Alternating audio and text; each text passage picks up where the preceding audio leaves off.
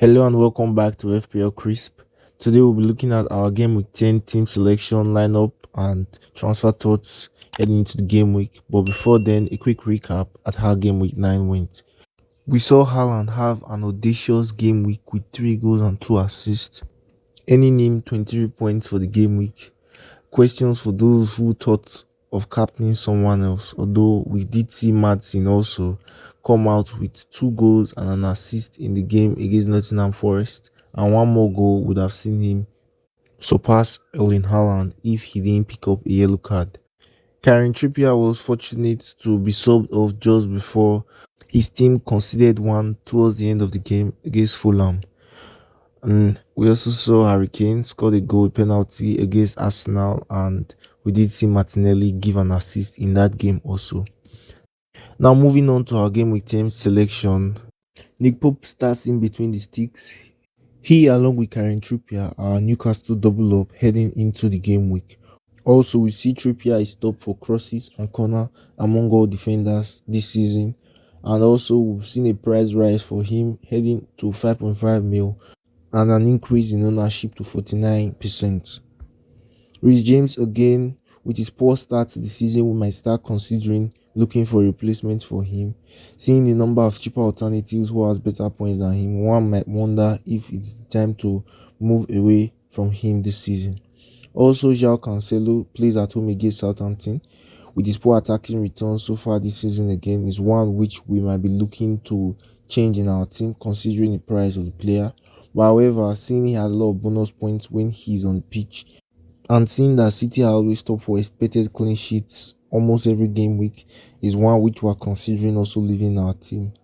Wilfred Zaha also is one we've mentioned a lot in previous videos, and we see he's also on penalty duties heading into favorable game weeks. He faces Leeds in this game week, and I think he's one which is a good tick heading into future game weeks for us. Harry Kane versus Brighton away is a tricky fixture, playing against the Brighton team who has been amazing in previous game weeks. Playing a 3-3 draw at Anfield against Liverpool is not one you'd expect from the team.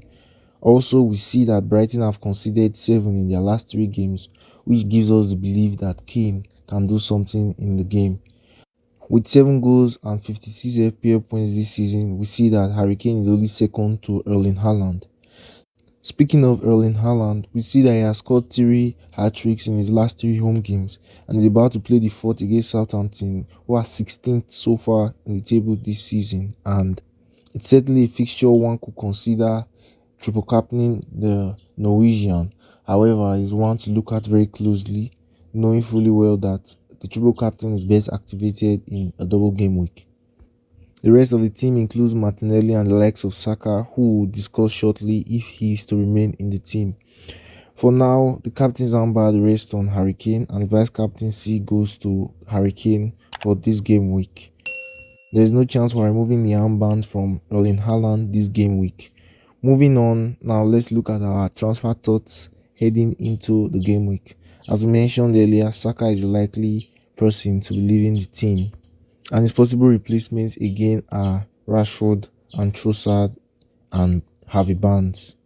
Many of you may object to having Marcus Rashford in as a replacement for Bukayo Saka, but realistically speaking, we know that the game against Man City was not one we expected Man United to do much in, and before that, Marcus Rashford has been a great pick for recent game weeks where he has scored a couple of good points. The game before that he scored 18 points, and also his next 2 fixtures are not bad where we can hope he can score good points. A game against Everton be a tricky one, knowing that Everton are one who has considered the least goals so far since the beginning of the season.